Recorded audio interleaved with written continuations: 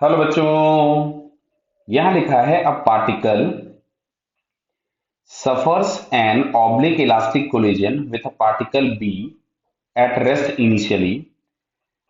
If their masses are same, then after the collision, clear है। तो अब देखो इसमें छोटा सा एक डेरिवेशन होता है। मैं पहले आपको समझाता हूं। सबसे पहले समझो, जो ई हम लोग लिखते हैं ई, तो कोएफिशिएंट ऑफ रेस्टिट्यूशन हम लोगों के पास होता है relative velocity. Relative velocity just after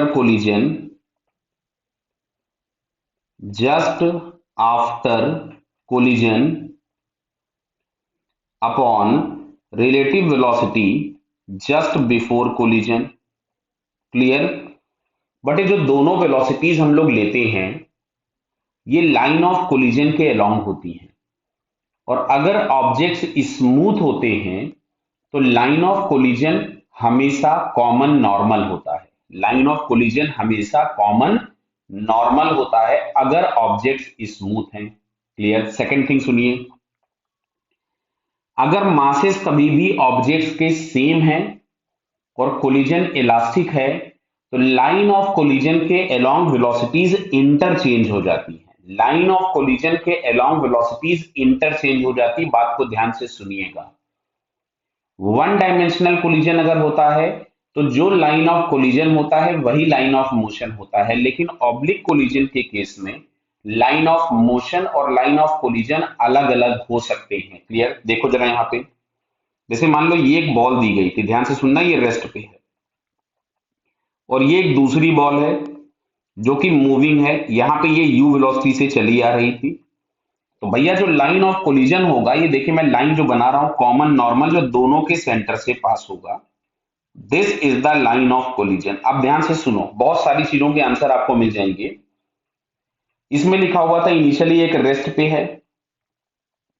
अच्छा, ये वाला एंगल कोई भी थीटा होगा, तो इस u के दो कंपोनेंट होंगे। एक कंपोनेंट इस लाइन ऑफ कोलिजन के लॉन्ग होगा जिसको हम लोग लिखेंगे u cos थीटा कुछ भी, और एक कंपोनेंट इस लाइन ऑफ कोलिजन के परपेंडिकुलर होगा जिसको हम लोग लिखेंगे u sin थीटा। ध्यान से सुनिए बात आपको, एक होगा इस लाइन ऑफ कोलिजन की डायरेक्शन में और एक लाइन ऑफ कोलिजन के परपेंडिकुलर। मैंने क्या बोला आपसे कि लाइन ऑफ कोलिजन के अलोंग वेलोसिटीज इंटरचेंज हो जाती हैं अगर कोलिजन इलास्टिक है और मासेस सेम है।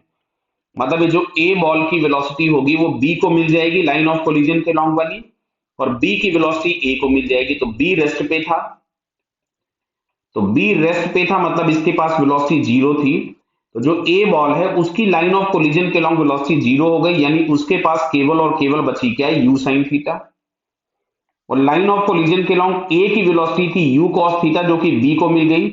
यानी कोलिजन के जस्ट बाद की कहानी अगर हम लोग देख रहे हैं तो जो बॉल बी है वो इधर मूव कर रही होगी, ये बी है with you cos theta, clear है बेटा क्या ये, और ये वाला एंगल थीटा होगा। और जो बॉल ए है वो इधर मूव कर रही होगी, इसके परपेंडिकुलरली कितने से मूव कर रही होगी, वो यू साइन थीटा से मूव कर रही होगी। क्लियर है क्या बेटा ये, इतनी बातें शायद समझ में आ गई। यानी इन दोनों के बीच में एंगल जो हुआ दैट बिकम्स 90। तो जैसे लिखा हुआ है they will moved perpendicularly, mutually perpendicularly, तो थर्ड ऑप्शन सही हो गया। अब इसमें लिखा है A continues to move in the original direction and B remains at rest, बिल्कुल गलत बात है। A comes at rest and B starts motion, ये तब होता जब कोलिजन वन डायमेंशनल होता, और यहां पे लिखा है ऑब्लिक कोलिजन, क्लियर है। फर्स्ट ऑप्शन में लिखा है काइनेटिक एनर्जीज में बी इक्वल, हाँ हो सकता था अगर हम इस थीटा को 45 कर दें। अगर हम थीटा को 45 कर दें तो दिख रहा है ये दोनों कंपोनेंट्स आपस में बराबर हो जाएंगे, तो उस केस में काइनेटिक एनर्जीज में बी इक्वल। तो यहाँ पे बेटा फर्स्ट और थर्ड ये दो ऑप्शंस करेक्ट हो गए। मैंने इस क्वेश्चन में बहुत सारी थ्योरी भी आपको एक्सप्लेन करी है बेसिक कंसेप्ट की, क्लियर बेटा, ओके, ऑल द बेस्ट।